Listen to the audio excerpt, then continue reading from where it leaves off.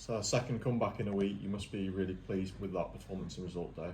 Yeah, no, it was good. It was good, to be fair. It was we should have been 3 or 4 nil up at half time, but the lad to my left of me, he left his glasses at home. Unless you've got them, George, just one of the two. But we got there. Like I said on Saturday, Ben, to be fair, he scored at every level he's played at, so he's a natural goal scorer. So if he misses 1 or 2, it doesn't matter. He's still there at the final whistle to put a couple away. So he's absolute godsend tonight. But I thought as a team, in patches we played really well.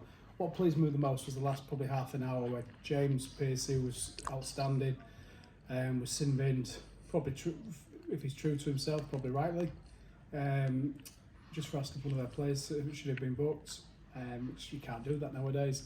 And then we're down to 10, and each and every one of them. I think we're 1-0 down at that point as well. We've scored from the free kick, where he's actually got, which helped to make it 1-1. And then for the next 10 minutes, the shape was really, really good. Anyone that knows Wakefield know how they play, which is good and bad for them because teams know how they play, so you can set up against it if you're patient and you believe and you trust in each other. And we did that. We then went down. We went to 2-1. Whilst we're down to 10 men, made the substitutions. Brought Pearcey. Pearcey was obviously back on. I thought we looked comfortable. If I'm honest with you, I don't know about you two guys watching the game, but I thought we looked really comfortable. So that was good because they're a good side. They've got a lot of dangerous players, but obviously if they overplay, you can kind of get set up against them really. So it was good. Now it was good. I think there was no pressure tonight. There was no stress. That was kind of the message I was giving before the game. Obviously, when it's half an hour to go, my veins are sticking up my head, and I'm running up and down the touch line trying to hang on to that lead. But no, before the game, the emphasis was on just enjoying the night and. Getting the result, which we did. In the first 15 minutes especially, Ben, it looked like they were playing quite high defensive line. Was the through balls through the middle and a tactic you looked to exploit? Well, yeah, to be fair, I mean, Rick always wants us to play through the thirds, get the 10 on the ball, play through the thirds and get runners in beyond. And thankfully, the first 15-20 minutes we did that. Obviously, we had 2 or 3 good chances. I had 2 myself. Joey had 1, Grant had 1.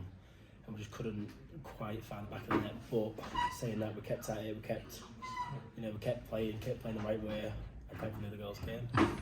Particularly, there was a turning point in the second half when James was sin-binned and you went 1-0 down. At that point, after especially that missed chance before, were you starting to think you wouldn't be able to turn it around? No, because I think we're that many good offensive players that we've always gotten the chance of getting the game. I thought Luke was outstanding to that. It's his first start of the season. I thought it was. I think that's what we like to play with. But I think Bed's nodding. So I thought Luke was really good. Joey played well in patches, really well. So we were always going to create. We're just making sure we're tight at the back, and we've got enough experience now. Kai had to do a job at right back tonight. It was phenomenal. Loz was really good for 60-70 minutes. And Matty and James, when they played, they just did what they do. They're really experienced, good centre half. So I know it's easy to say now we've won, but I was comfortable even when we 1-0 down. It helps that we scored from the free kick, obviously when sin-bin happened. But what's happened's happened. Especially with the 2 sin-bins, did you feel like you were walking on eggshells at the time with that referee? I think a little bit. I think the rules have changed from the start of the season, so you've got to be a lot more careful with what you say to the ref. And obviously I've had a few bookings this year from kicking the ball away, which obviously needs to learn not doing. So I think the referees have clamped down on back chat and stuff like that. So we just have to be more switched on as a team and not have silly bookings like that could affect us. Yeah. And in going into the next round, is there a particular team that either of you want? No, just a home draw, for the love of God. Just a home draw. Nice, yeah. I think I was working out today, if we'd got beat today, we've still got minimum 37 games. We've now got a minimum of 38 games. Hopefully we'll go a few more rounds of this cup. We've got the East Riding Cup still to play. So you're looking at, it could be 40 plus games, which is just ridiculous. We're nearly in October. So, and that's why the whole squad, I keep saying it, interview after you boys must be even more than usual when I say it, but that's why the whole squad's so important. Especially Harry coming in as well in midfield. He did really well. I thought he showed some good touches, to be fair, first half.